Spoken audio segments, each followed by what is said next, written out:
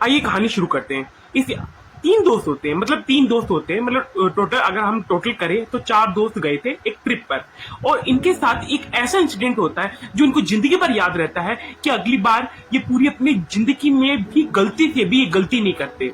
एक अनजान आदमी की सलाह मान ली जो इंट्रोड्रेस जो इंट्रोडक्शन करवाता था। मैं आपको इस कहानी के कैरेक्टर से प्रद्युमन, जो कि एक खुद ब्लॉगिंग करते हैं वडोदरा गुजरात से, और इनके बाकी के जो तीन दोस्त हैं वडोदरा के में इनके साथ रहते हैं। ये स्कूल टाइम के फ्रेंड्स और बहुत टाइम से ये लोग एक ट्रिप प्लान कर रहे थे। इनके बाकी दोस्तों में था राजू, चंदू और इनका चौथा दोस्त था अमरीश। इन चारों के अंदर अमरीश सबसे ज्यादा समझदार था। समझदार होने के साथ साथ एक रैकी हेलिंग प्रैक्टिशनर था। अब रैकी हेलिंग क्या है? जापान साइड में अगर हम जाएं तो जापान साइड में जहां पर इंसान अपनी एनर्जी के थ्रू, अपनी एनर्जी के चैनलाइज करके सामने वाले को हील कर सकता है। इस प्रकार की प्रक्रिया को इसको रैकिंग कहते हैं। और जो ये ऐसे लोग होते हैं कई बार मीडियम की तरह भी बिहेव कर सकते हैं, जो सुपर नेचुरल एंड जो एंटिटीज से कनेक्ट कर सकते हैं या इनको सेंस कर सकते हैं। जो अमरीश के पास की छोटी मोटी पावर्स थी जिनकी वो प्रैक्टिस कर रहा था। यह जो घटना है इन लोगों के साथ हुई थी जून 2023 में, जब ये लोग घूमने का प्लान बनाते हैं। और ऐसे ही एक दिन वे बैठे होते, इन्होंने प्लानिंग की और इन्होंने डिसाइड करा कि यार हम लोग ना जयपुर और इसके आसपास का एरिया घूमने चलते हैं। करीबन 7 दिन का ट्रिप इन लोगों ने प्लान किया था। सैटरडे की नाइट को ये लोग वडोदरा से निकलकर ट्रेन में बैठकर और लेट नाइट ये लोग पहुंचे जयपुर। होटल वगैरह सब इनके पहले से ही बुक थे। तो जाकर उन्होंने होटल के अंदर रेस्ट किया। रेस्ट करके आराम से उठे और दिन में, और उसके बाद इन्होंने ऐसी आपस में जैसे छोटी मोटी बात नहीं होती, छोटी मोटी बात की और फिर उन्हें सोचा बोले कहाँ घूमने जाया जाए। इसके बाद इन्होंने एक एक करके अपने डे प्लान करना शुरू करा कि हम अपने दिनचर्या में क्या क्या जाएंगे, कहाँ जाएंगे। कि पहले सिटी और 4 दीवारी वाला एरिया घूमेंगे, जैसे जंतर मंतर हो गया, हवा महल हो गया, बड़ी चौपड़, छोटी चौपड़ वगैरह, वहां के जो मोन्यूमेंट्स वगैरह नहीं होते दिल्ली वगैरह के, उनके हो गए। डे टू डे पर इन्होंने डिसाइड किया कि यह लोग जितने भी यहाँ पर जो महल है, फेमस जो भी किसी प्रकार की जगह है, वहां पर जाकर ये उनको एक्सप्लोर करेंगे। और तो इन्होंने कवर किया नाहरगढ़ जयगढ़ फोर्ट, उसके बाद आमेर फोर्ट, उसके बाद ये लोग पहुंचे जलमल और इसी तरह के आमर साइड और का उन्होंने पूरा एरिया कवर किया।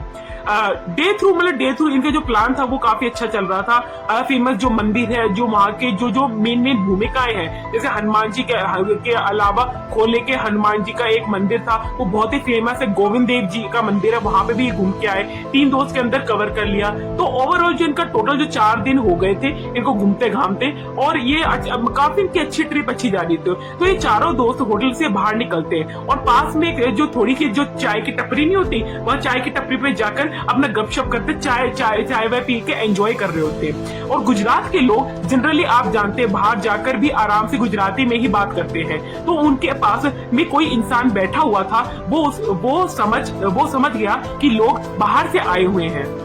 तो वो जो अनजान शख्स होता है, वो इनके पास चलकर आया और इनसे पूछता है, अरे जी भैया कहाँ से आए हो? है एक बार तो उसको देखकर ये शक हो गया कि जान ना पहचान, तू मेरा मेहमान, हम कहीं से भी आए, तुझे तेरे क्या मतलब? वडोदरा गुजरात से हैं, उन्होंने जवाब दिया।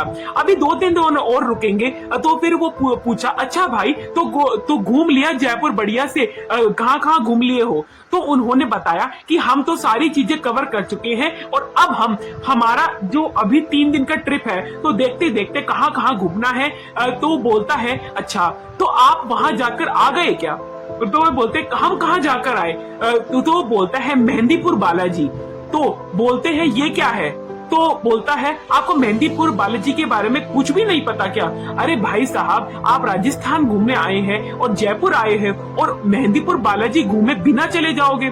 फिर तो आपने कुछ घूमा ही नहीं। उसने बोला अरे भैया साहब, राजस्थान की वो जगह ऐसी है ना, किसी को तो दूसरी जगह नहीं है। आपको घूमना जरूर चाहिए, एक बार तो उसको देखना जरूर चाहिए, आपको वहाँ की फीलिंग लेनी चाहिए। आपको वहाँ पे जो दृश्य आपको देखने को मिलेंगे वो और कहीं नहीं मिलेंगे। आपको जरूर से जरूर एक्सप्लोर करना चाहिए। उसकी जो इंटरेस्टिंग बातें जो वो बंदा कह रहा था, और इन सब के अंदर एक उत्सुकता जागृत हो गई कि हम भी वहां पे घूम के आए। इनको पता चला मेहंदीपुर बालाजी के बारे में, तो इन्होंने प्लान किया यार चलते हैं मेहंदीपुर बालाजी घूम कर आते हैं। वैसे भी अब आए हैं तो घूम कर चले ही जाएंगे।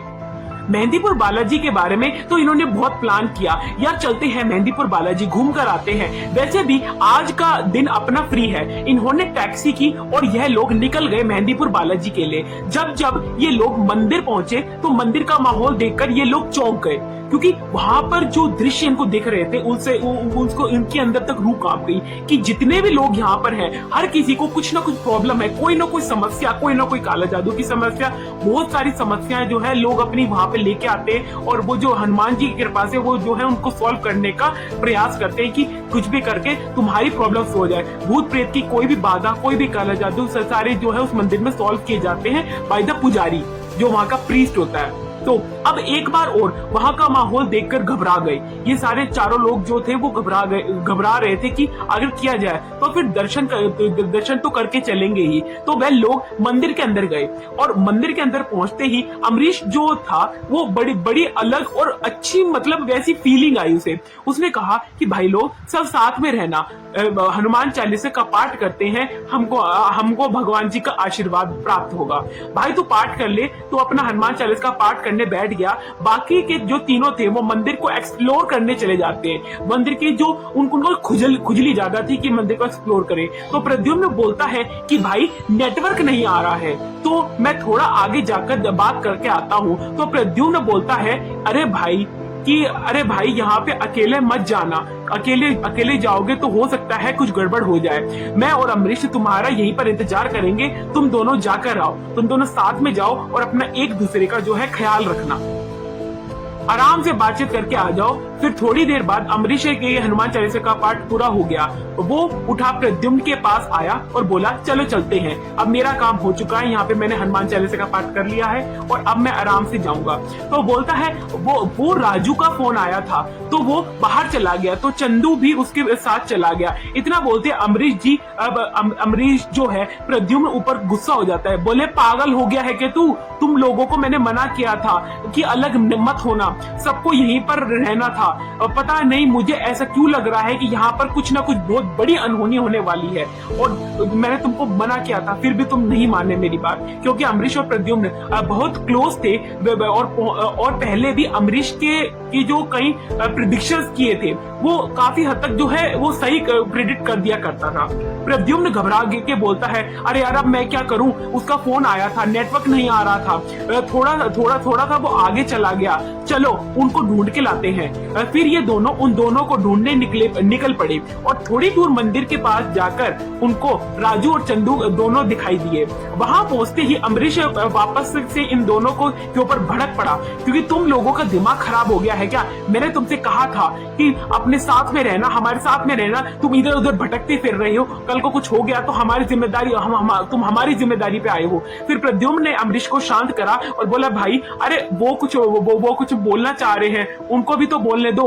राजू तो कोई बोल ही नहीं पा रहा है। तो चंदू बोलता है कि भाई अब राजू यहाँ फोन पर बात करने आया तो पीछे पीछे मैं भी उसके साथ आया और मैं खड़ा हुआ था। राजू फोन पर बात कर रहा था, जब वो फोन पर बात कर रहा था तो बिल्कुल तांत्रिक जैसा आदमी आया और उसने राजू के हाथ में एक मटकी राजू को ऐसे इशारा किया, ऐसे इशारा नहीं होता, ऐसे इशारा किया, उसे बुलाया और कि भैया एक बार यह मटकी पकड़ लो। राजू ने अपना फोन अपने साइड में रखा और उसको मटकी को पकड़ लिया, खड़ा होकर पकड़ लिया। यह देखते ही मैं फौरन उसके पास पहुंचा। मैंने बोला कि राजू अरे ये क्या कर रहा है, कि ये तेरे को मटकी पकड़ने को किसने बोला था? इसने उसने बोला कि मैं थक गया हूँ, एक बार आप 2 मिनट के लिए मेरी मटकी पकड़ लो। तो मैं इसकी मटकी पकड़ के खड़ा हूँ, बाकी फोन पे बात कर रहा हूँ। अब चंदू कुछ बोलता उससे पहले ही चंदू का फोन बज गया और वो बात करता करता थोड़ा एक तरफा चला गया। लेकिन मेरा ध्यान राजू की तरफ भी था, पर मैं राजू के पास गया नहीं। मटका जो था वो वहीं पे रखा था और हम लोग चलते चलते एक राजू ने जैसे ही मटका रखा और हम लोग घूमे तो देखा कि वह तांत्रिक जिसने वह मटका दिया था वो वहां पर था ही नहीं, वो वहां से गायब हो चुका था। उसको हमने चारों तरफ देखा, फिर भी उसको दोबारा घूमे तो वह मटका भी वहां से गायब था। अभी थोड़ी देर पहले वो आदमी और मटका जो दोनों हमारी आंखों के सामने थे वो अब पूरी तरह गायब हो चुके थे, हमको वो कहीं नहीं दिख रहे थे। अमरीश आपस में बात कर रहे थे तो और थप्पड़ पकड़ते ही वो दोनों भी गुस्से में आ गए और तीनों दोस्तों के बीच बहुत भयंकर बहसबाजी हुई। जैसे तैसे प्रद्युम्न ने इन तीनों को शांत किया। फिर ये लोग वहां से निकलकर चंदू और राजू ने प्रद्युम्न से पूछा कि क्या पागल हो गए हो, अमरीश को क्या हो गया है? तो बोलता है शांत रहो, चल के बात करेंगे। फिर ये होटल पहुंचते हैं और अपने वहां पहुंचकर अमरीश से पूछते हैं कि भाई क्या हुआ, तू इतना गुस्से में क्यों हो गया था? तो अमरीश बोलता है तुम लोगों को पता नहीं है, लेकिन इस मंदिर के बाहर मुझे बहुत खतरनाक नेगेटिविटी फील हो रही थी और एक ऐसी पावर फील हो रही थी जैसे आप जनरेटर चलाते हुए जनरेटर के कंप्रेसर के ऊपर पैर रख देते हैं, ऐसी एनर्जी मुझे वहां पर फील हो रही थी। इसलिए मैंने तुम लोगों से कहा था कि मेरे साथ रहना, मेरे से अलग नहीं होना, लेकिन तुम मेरी बात मानते कहाँ हो यार, तुम मेरे से अलग हो गई। और अब अगर तुम्हारे साथ कुछ भी अनहोनी होती है तो उसका जिम्मेदार मैं नहीं होऊंगा। तुमने अपनी जो परेशानी है वो तुमने खुद मोल ली है। जयपुर से निकल पड़े, वो जल्दी घर बड़ोदरा के लिए चले। इन्हें लगा था कि उनका ट्रिप बड़े आसानी से अच्छा से बढ़िया से कंप्लीट हो गया है, लेकिन इन्हें ये नहीं पता था कि वहां से यह अकेले नहीं आए हैं, बल्कि इनके साथ कोई और भी मतलब तीसरी एनर्जी उनके साथ आ गई है।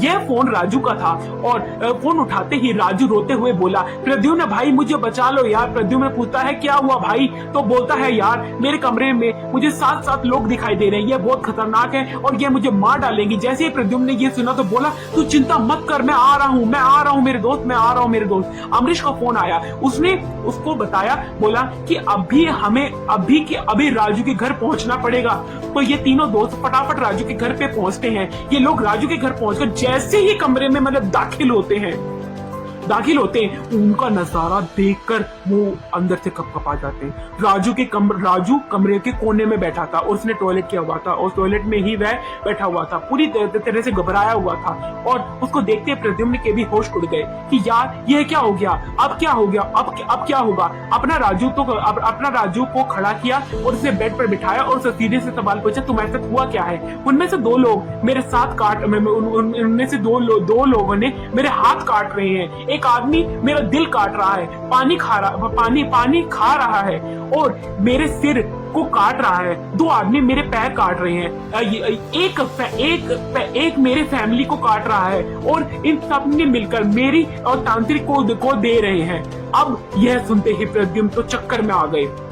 अब तो बेहोश हो गया कि ऐसा कैसे हो सकता है। अमरीश उठा और अब उसने प्रद्युम्न को थोड़ा ठीक करा और हिलाया, होश में लेकर आया। उसके बाद अमरीश ने कहा आज की रात कोई कहीं नहीं जाएगा, हम सब लोग यहीं पर रहेंगे राजू के साथ और कोई भी सोएगा नहीं।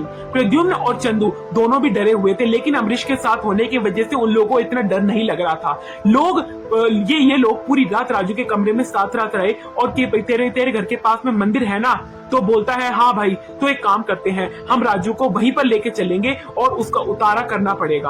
प्रदीप बोलता है हाँ यार भाई, लेकिन किसी को पता नहीं लगना चाहिए, ना इसके फैमिली को, ना तेरी को, ना चंदू को, ना मेरी। अगर मेरी फैमिली को पता लग गया तो बहुत दिक्कत हो जाएगी और हमने घूमने आए थे और वहीं ये सब हो गया। दोबारा कभी हम घूमने कभी जिंदगी में यहाँ पर नहीं आएंगे कि बिना फैमिली को पता लगाए ये इलाज कराने उस मंदिर की तरफ बढ़ चलते हैं। अमरीश की बात किए तो उन्होंने सब कुछ बताया। फिर उसके बाद में जो पंडित जी थे वहां पे उन्होंने एक हवन किया। हवन करने के बाद उन्होंने एक ताबीज दिया और कहा कि इसको पहन लो और इसे गले से बिल्कुल भी मत उतारना, इसमें मैंने अपनी सिद्धियों से मंत्र भरे हैं और अब तुम्हें कुछ भी दिखाई नहीं देगा। और यह लोग संतुष्ट हो गए कि चलो यार बढ़िया, हमारा प्रॉब्लम जो है सॉल्व हो चुका है, अब हम अपने घर जाएंगे आराम से सो के अपना जो नींद हमारी जो बिगड़ी है वो आराम से सुधार लेंगे कि ये लोग मुझे मार ही डाल, आज की रात तो ऐसा ही लग रहा था कि लोग मुझे मार ही डालेंगे। यह सुनते वापस से प्रद्युम्न का दिमाग खराब हो गया कि आज ही तो इलाज करवाया था और मतलब इलाज हुआ ही नहीं। उसके फटाफट से अमरीश और चंदू को फोन किया। ये लोग वापस से राजू के घर पहुंच गए और वहां जब ये पहुंचे तो इन्होंने देखा राजू बिल्कुल बेसुध अपने कमरे में पड़ा हुआ था। और अब इन्हें समझ में आ गया था कि इनके करने से कुछ भी नहीं होने वाला।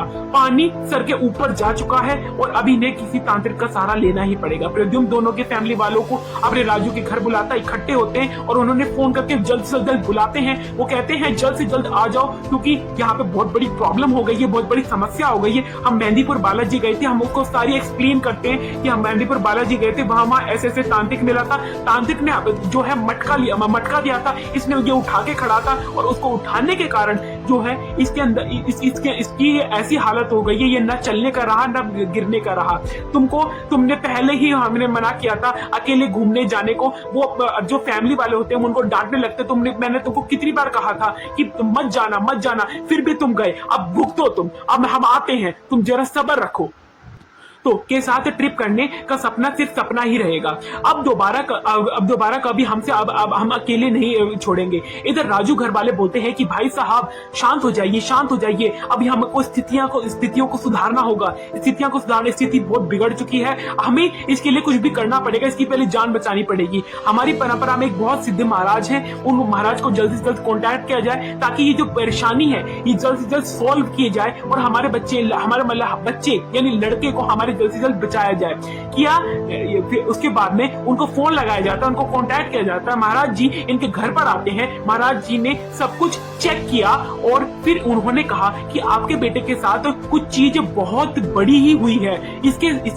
इसका पता करने के लिए हम एक हवन करना पड़ेगा और मैं आपको सामग्री लिख के देता हूँ। जल्द से जल्द हो सके ये सामग्री मेरे पास लेके आइए, मैं अपना हवन शुरू करूंगा। उसके बाद हवन स्टार्ट होने के बाद में 1 घंटा बाद में गुजरा कुछ नहीं हुआ, लेकिन राजू आराम से बैठा हुआ था। 2 घंटे हुए, कुछ नहीं हुआ, लेकिन उसके बाद कुछ हुआ। एकदम से उस हवन कुंड की लपटें लंबी होने लगी। वो लोहे का हवन कुंड जो हम लोग यूज करा करते थे घरों के अंदर, बाहर से मतलब पोर्टेबल होता है, लेकिन एक तरह से उसको देखने में अब सब लोगों को डर लग रहा था और कोई भी विश्वास नहीं कर पा रहा था कि ऐसा कैसे हो सकता है। शायद आपको भी सुनकर यह हैरानी होगी और फिल्मी लगेगा और कि लेकिन इन लोगों की आंखों के सामने ये सब होता दिख रहा था। वो सब लोग इतने डर चुके थे कि उनकी जो टांगे हैं वो भी अब कांपनी शुरू हो चुकी थी और वो अब जो दृश्य देखने वाले थे उनसे तो उनकी और हालत पतली होने ही वाली थी।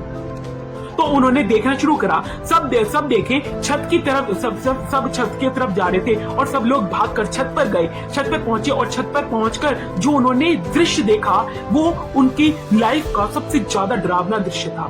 राजू की माँ तो वहीं पर बेहोश हो गई क्योंकि उन्होंने अब सबने हवन कुंड में जो राजू था वो उसका जलता हुआ सिर दिखा, उसके दोनों कटे हुए हाथ दिखे। यह देखते ही महाराज जी बोलते हैं कि यह कोई छोटी मोटी शक्ति नहीं है, यह कोई बहुत बड़ी और पावरफुल एंटिटी है जिससे इनका पाला पड़ चुका है कि इसका इलाज यहाँ नहीं हो सकता। इसका अंत और इसका इलाज वही होगा जहाँ से इसकी शुरुआत हुई है। हम सबको इसे मेहंदीपुर बालाजी लेकर चलना होगा, वहीं पर इसका इलाज हो सकता है, यहाँ पर इसका इलाज संभव नहीं है।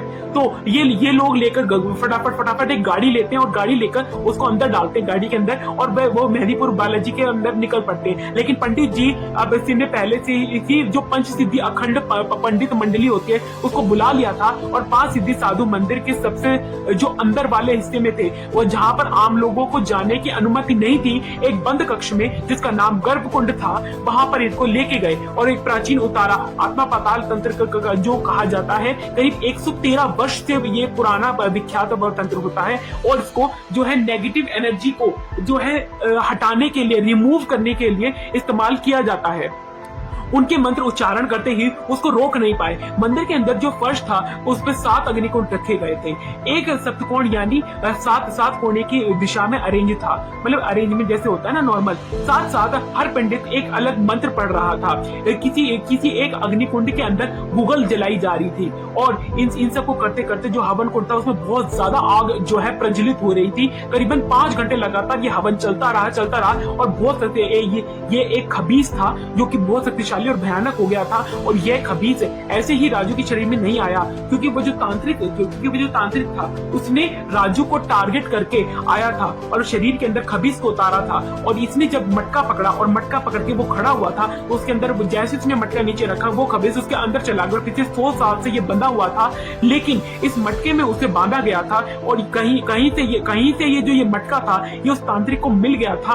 और उसने ये खबीस से सौदा किया कि मैं तुम्हें बलि दूंगा, उसके बदले में तुम मेरा हर काम करोगे और मेरी हर बात मानो, कि तुम मेरे गुलाम बनकर जियोगे। तो तांत्रिक की नजर राजू के ऊपर पड़ी और उसने उसको ये मटका दे दिया। और जैसे ही राजू ने मटका पकड़ा, वो जो खबीस था वो उसके अंदर चला गया, जिस कारण से उसकी आगे इतनी दुर्दशा हो चुकी थी। और आप इस बात से ये अंदाजा लगा सकते हैं कि आपकी एक गलती पूरी जिंदगी आपकी पलट सकती है। अब धीरे धीरे जो खबीस है इतना शक्तिशाली है कि इसके शरीर में एक बार घुस जाए, उसको बहुत कम समय में वह मार देता है। लेकिन यह लड़का अभी भी जिंदा बचा हुआ है, और वह सिर्फ और सिर्फ इसके लिए इसकी माँ बहुत ही ज्यादा पूजा पाठ करती है, उपवास करती है, भगवान की बहुत भक्ति करती है। इसी की ममता की वजह से यह लड़का अभी भी जीवित है। और देखिए ये खबीस बहुत शक्तिशाली है। हम सब मिलकर भी अगर लड़े तो भी हम इसे जो है निपटारा नहीं कर पाएंगे, हम इसकी ताकत से पार नहीं सकते। लेकिन फिर भी उन्होंने महाराज जी के हाथ पैर जोड़े कि महाराज जी कुछ भी करके मेरे बच्चे को बचाओ, क्योंकि मेरा इकलौता लड़का है और मेरा इकलौता लड़का नहीं रहेगा तो मैं जी के क्या करूंगा। तो यह बच्चा ठीक हो जाएगा, वरना इसे कोई नहीं बचा सकता। हम एक आखिरी प्रयास करेंगे। और इसमें उन्होंने धीरे धीरे शुरू करा। जैसे जैसे वो होश में लाया गया तो वो रोते पीटते बार बार बोलती रही कि आप कुछ भी करके मेरे बच्चे को बचा लो। उन्होंने इशारा किया, और उसके बाद सभी घर वाले उनको लेकर वापस अपने घर की तरफ निकल पड़े। और जैसे तैसे करके ये लोग घर पहुंचे, और राजू की हालत भी अभी भी बहुत खराब थी, और उसे उसके कमरे के अंदर लिटाया गया था। इधर उसकी माँ ने खाना पे पीना छोड़कर और वो बस भगवान की मूर्ति के सामने रोए जा रही थी कि मेरे बच्चे को किसी भी प्रकार ठीक कर दे। हे शिव शंकर, हे शिव शंकर भगवान, मेरे बच्चे को किसी भी प्रकार ठीक कर दो। और वहां मंदिर जो था, वहां बैठकर जो अपने दोस्त को बचाने के लिए हमारे स्ट्रॉन्ग बॉन्डिंग भी प्रद्युम्न के राजू के साथ थी। बहुत साथ में टाइम गुजर रहा था। फूट कर भी रोता था भगवान के मंदिर के अंदर जो शिवलिंग के सामने की कैसे भी करके मेरे दोस्त को बचा लो। एक दिन गुजरा और 2 दिन गुजरा, लेकिन 3 दिन गुजरा और 4 दिन गुजरा। लेकिन सुबह उठते ही वह मंदिर पर पहुंच जाता था, और तभी चौथे दिन उसे एकदम से अमरीश का कॉल आता है। वो डरते डरते उस कॉल पर उठाता है, और उसके मन में था कि कहीं ना कहीं राजू अब नहीं रहा। और जैसे उसने फोन उठाया कि अमरीश ने बोला जल्दी से भाग के राजू के घर पे आ। उसने बोला क्या हो गया, बता तो सही हुआ क्या है, बता तो फटाफट भाग के आजा। उसके मन में कई सवाल उमड़ रहे थे। प्रद्युम्न सीधे वहां पे पहुंचा। राजू अपने पलंग पर बैठा हुआ था, और यह प्रद्युम्न को देखकर मुस्कुरा रहा था। उन पंडित जी ने अमरीश को हमेशा राजू के साथ रहने को कहा था, और अमरीश ने प्रद्युम्न को बताया कि रात को उसने क्या देखा, और उसी के बाद राजू ठीक हो गया। अमरीश ने बताया कि वह रात को लेटा हुआ था और राजू बहुत बुरी तरह से तड़प रहा था, वह चाहकर भी कुछ नहीं कर सकता था। और तभी उसकी आंखों के सामने एक अग्नि प्रज्वलित हुई, और उस अग्नि प्रज्वलित सब स्वाहा हो गया और निकला। और जो ये था अग्नि के अंदर जाकर भस्म हो गया।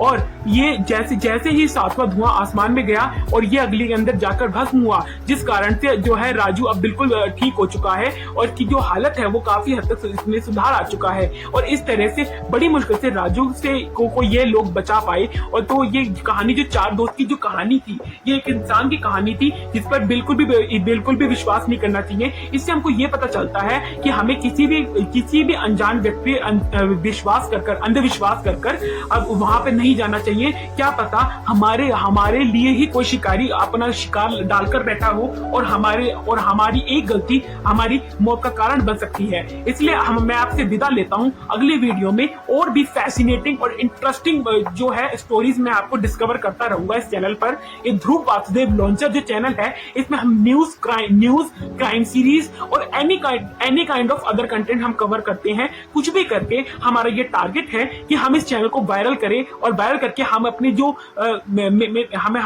जो वो है हम अपनी ऑडियंस को अच्छे से अच्छा कंटेंट प्रोवाइड करें। हमारे चैनल को जरूर से जरूर सब्सक्राइब करना, क्योंकि हमें सब्सक्राइबर की और सपोर्ट की बहुत जरूरत है। और अब तो यूट्यूब मोनेटाइजेशन भी बहुत मुश्किल हो चुका है। हमारे चैनल को जरूर से जरूर सब्सक्राइब करें।